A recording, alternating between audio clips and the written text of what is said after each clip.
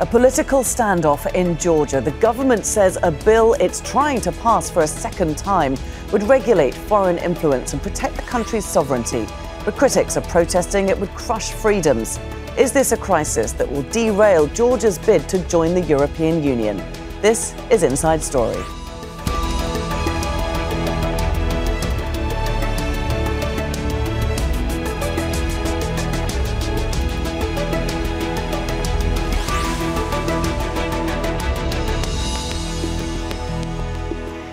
Hello there and welcome to the programme. I'm Laura Kyle. Georgia is at a political crossroads. There is widespread anger on the streets over a bill that seeks to curb foreign funding of non-governmental organisations. The Prime Minister says it's necessary to block external influences, but protesters say the legislation would silence critics of the government ahead of parliamentary elections in October. Demonstrations last year forced the governing Georgian Dream Party to drop an earlier version of the bill. The crisis is undermining the country's ambition to join the European Union, and the bloc's leaders have criticised the so-called Foreign Agents Bill. While granting Georgia candidate status last December, they said they expect the caucus state to carry out judicial and electoral reforms and improve press freedoms. We'll unpack all these issues in just a moment with our experts. But first, this report by Fintan Monaghan. Protests against the so-called Foreign Agents Bill are growing in Georgia. The opposition is united, with demonstrators saying it's authoritarian and similar to a law Russia uses to crush dissent. I want to show the position of my family, no to Russia.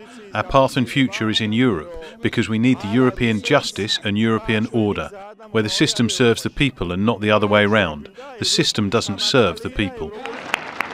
The proposed law would require organisations receiving more than 20% of their funding from abroad to register as foreign agents or face fines.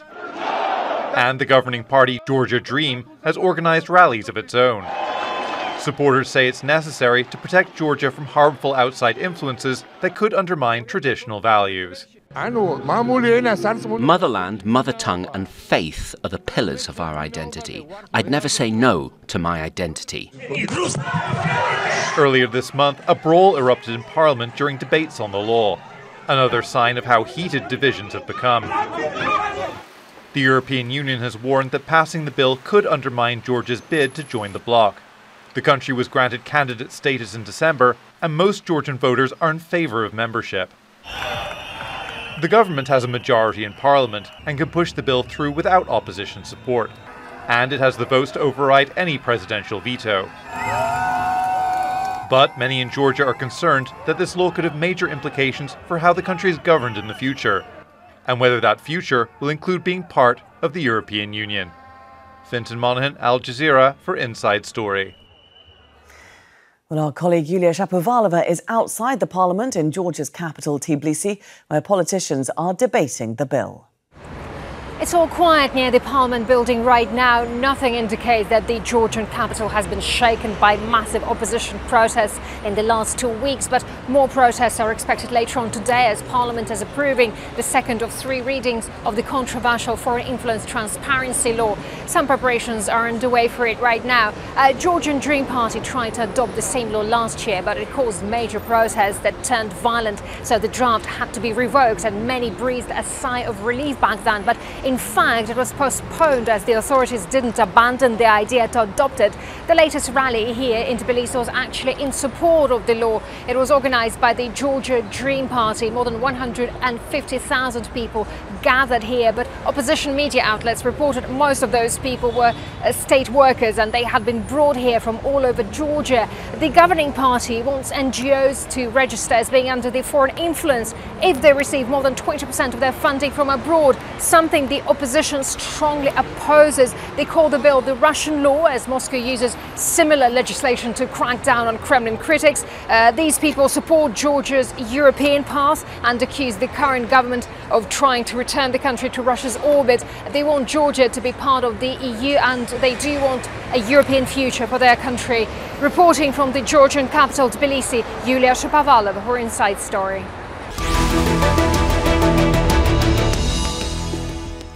Well, let's bring in our guests now. And from Tbilisi, we're joined by Mariam Lashkhi, who's a member of the Georgian Parliament promoting the bill.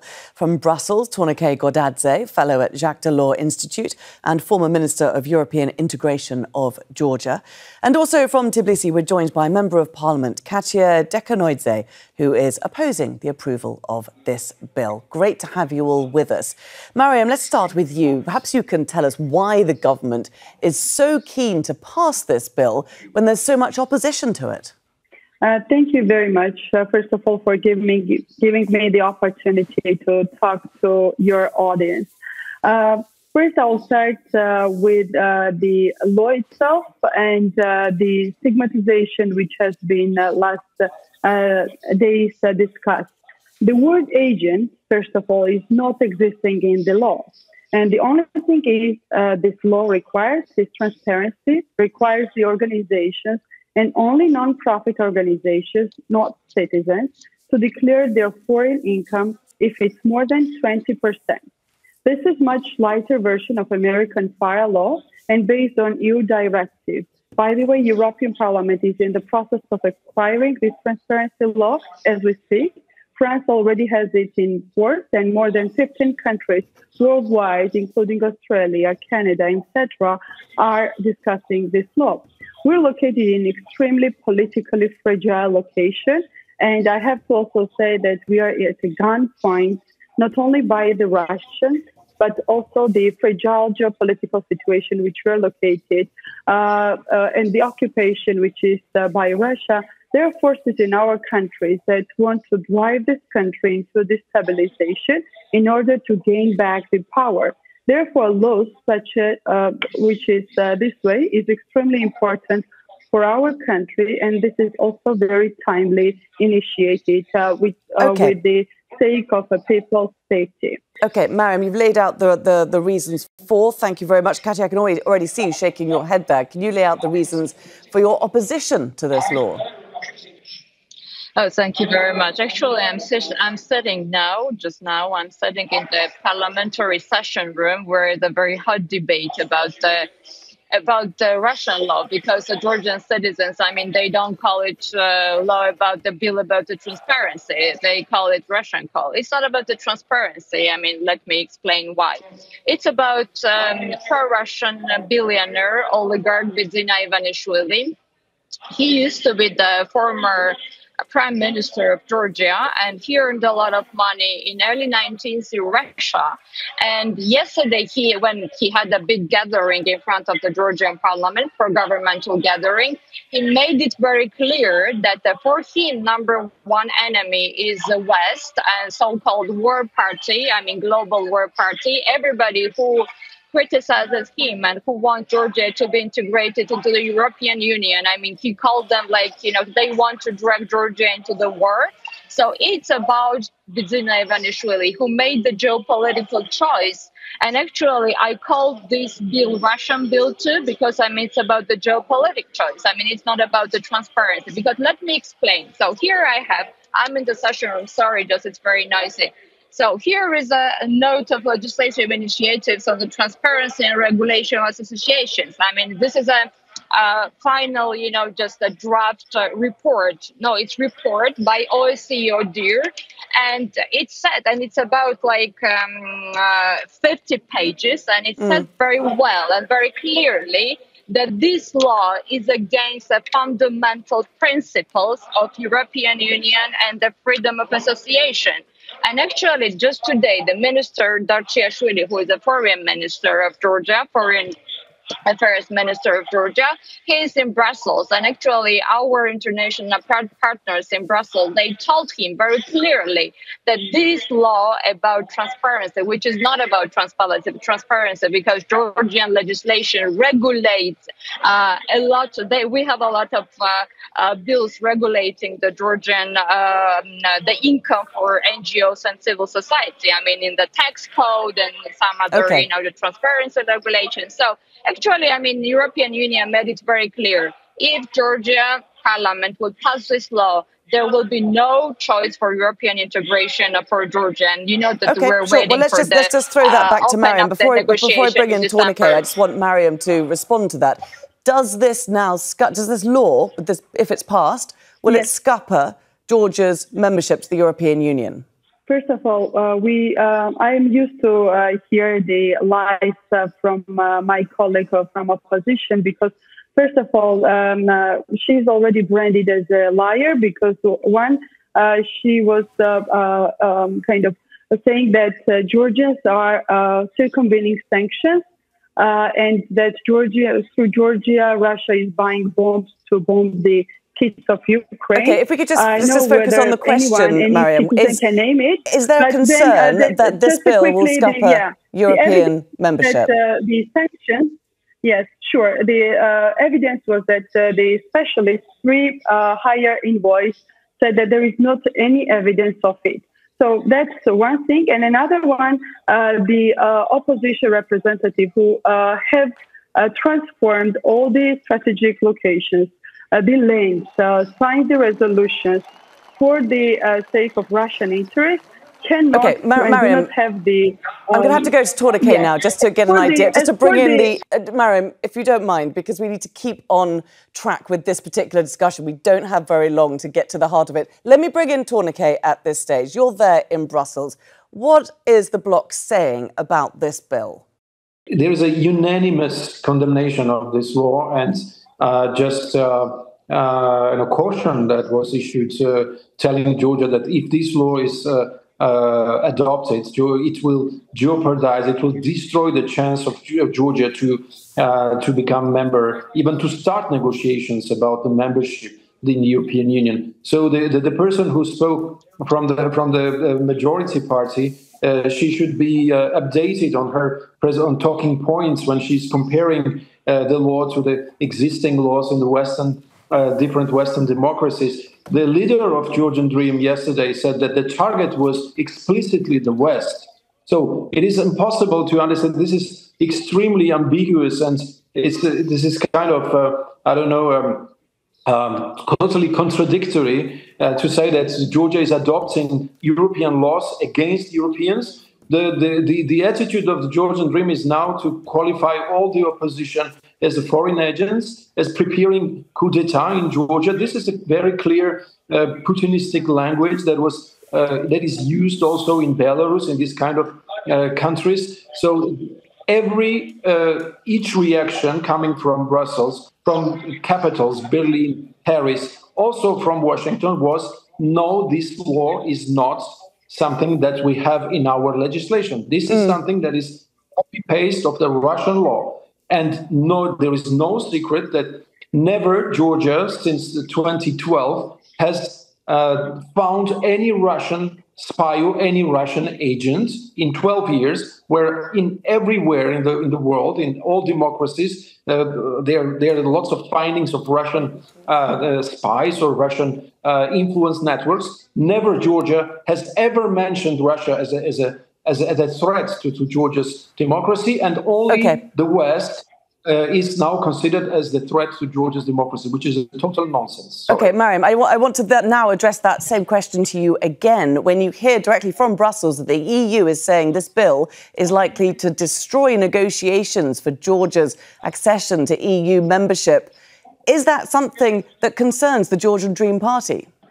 First of all, Georgian Dream Party is the only power who has in their track record association all the key milestones which are towards European integration, starting from association agreements, the CFTA, visa liberalization, as well as the status. We remember also last year when those who were linked to previous government, those members of the parliament, were telling that if we do not release former president from prison, and by the way, he's not in prison but in clinic, we will not get the candidate status. But the fact was different, right? So we see that sometimes it's not only about the few members of the parliament who are talking about and initiating the resolutions, but it's all about the principles and key values which we are striving for towards the European Union. We know that by evidence, and definitely this is the era of perceptions, and anyone can create this. The perceptions towards the word Russian itself it's kind of damaging because Georgian Dream was the party who has raised these emotions and who also raised the society by which we have around 90% support to European Union and NATO membership. And these are majority of our electorate. And we have to look at the evidences. Okay, well, let's just bring in Khatia now. Let's just bring in Khatia to put that to her. We have Mariam saying there that the Georgian Dream Party is still staunchly pro-Europe. It brought Georgia to the candidate status at the end of last year, and it remains so. What do you say to that? Well, unfortunately, I can say that Mariam had very poor arguments about it because they don't have arguments. First of all, the status of candidacy of European Union was brought by the people of Georgia, who last year they had huge protests and manifestations, especially youngsters, against the Russian law, against this foreign agent law. And actually, by then, in March 2023, Georgian Dream said that they will never gonna be back to this law again. So they broke the promise again to Georgian people. So this year, and actually the candidacy status, we got a lot of recommendations from the European Union. And yes, we have to be in compliance in line with the recommendation. Unfortunately, so these recommendations have been broken again by the Georgian Dream choose. And the number one is bringing up this foreign agent law again.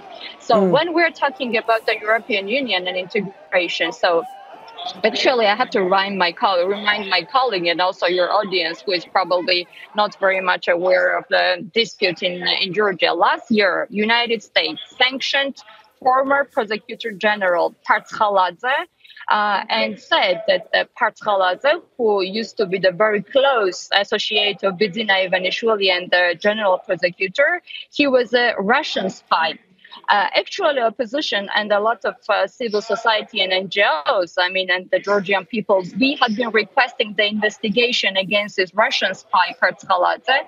But unfortunately, we never received and got any response for Georgian Dream. So they covered Partshaladze, they covered with court, they covered with national bank. So when it's up to transparency, and my colleagues are talking about transparency, no, it's not. So because, we have, probably the most untransparent kleptocratic government with the oligarch. And so I have to say that the European integration and NATO integration, it will be under threat. So that's why a lot of people have been protesting outside the parliament of Georgia just now. And Thornike, the Georgian Dream already dropped this bill last year because of all these huge protests against it. So why has it picked it up again now? Georgian Dream pretends to know much better than European Union what is European, which is nonsense. So unanimously, European Union condemns this law. Georgian Dream says this is European.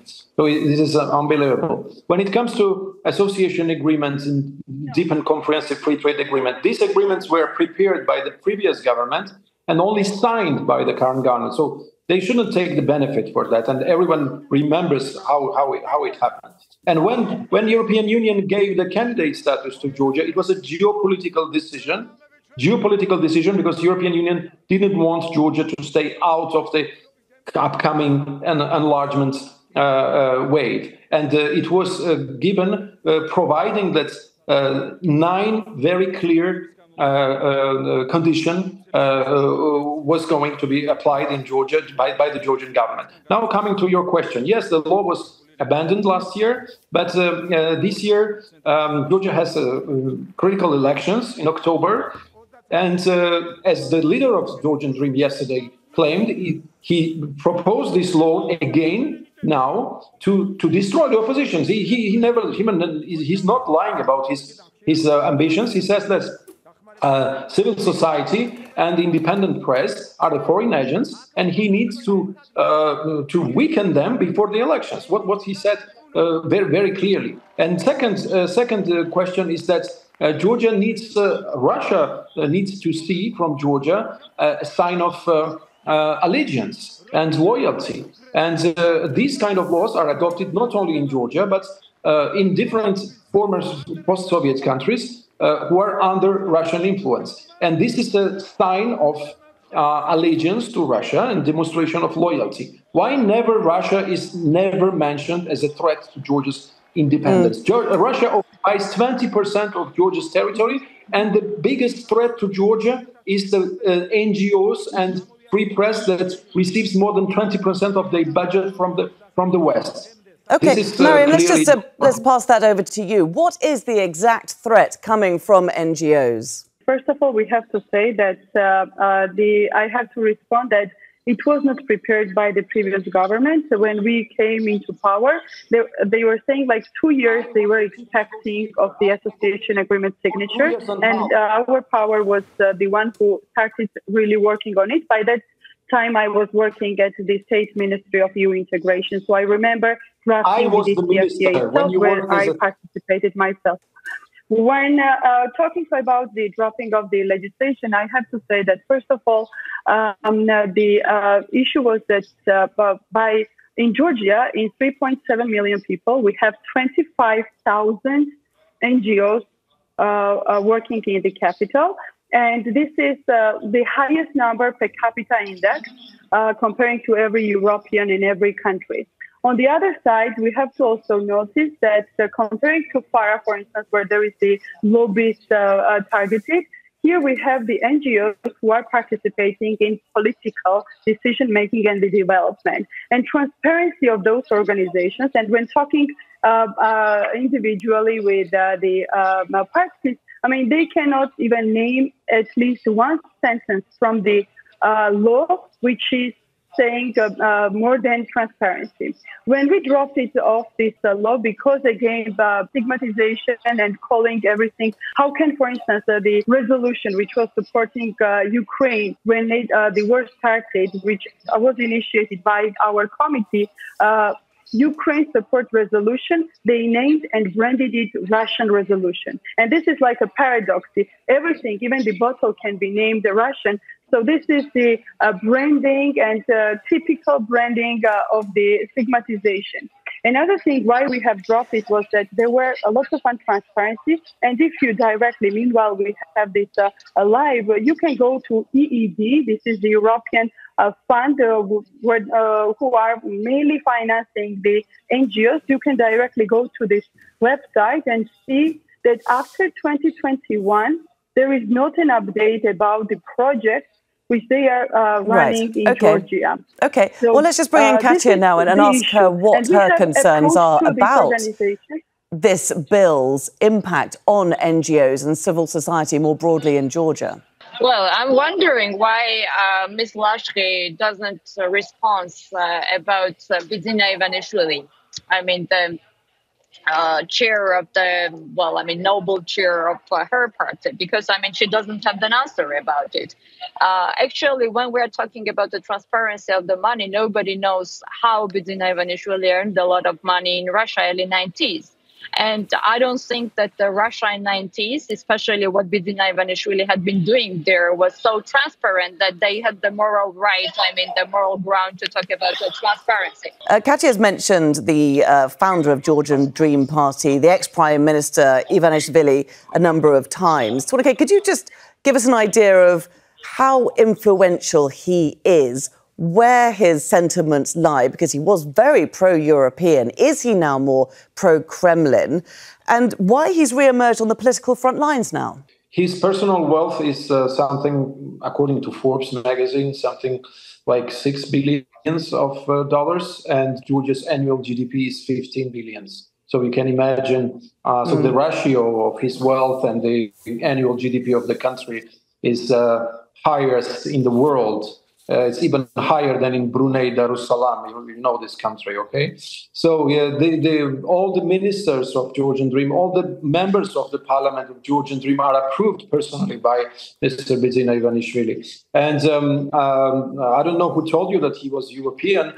Georgian population is pro-European, and Georgian Dream had to pay attention to the majority of Georgian population. 80% of Georgians are for European Union, so they cannot directly attack European Union. That's why they're adopting this Orwellian strategy, saying Europe is bad, but we want Europe. So this is they try to maintain this ambiguity that doesn't work anymore, because they're directly attacking now the European Union and the West. And just the last point, when the person from the majority said that she works for the association agreement, I'm sorry, I was the chief negotiator.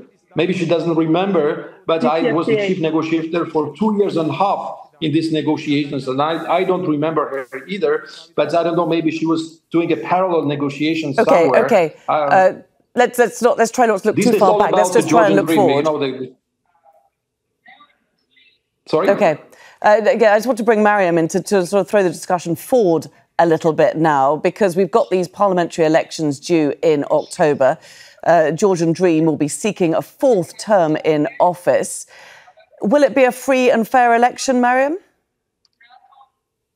Yes, definitely. Free and fair election was assessed by OECD last election as well. But on the other note, we have to also mention that Georgian Dream is the party who has blamed Russia and won the court in Strasbourg against Russia. And if the government or if country or whoever is pro-Russian, they cannot do all the kind of in our track record what we have against Russia.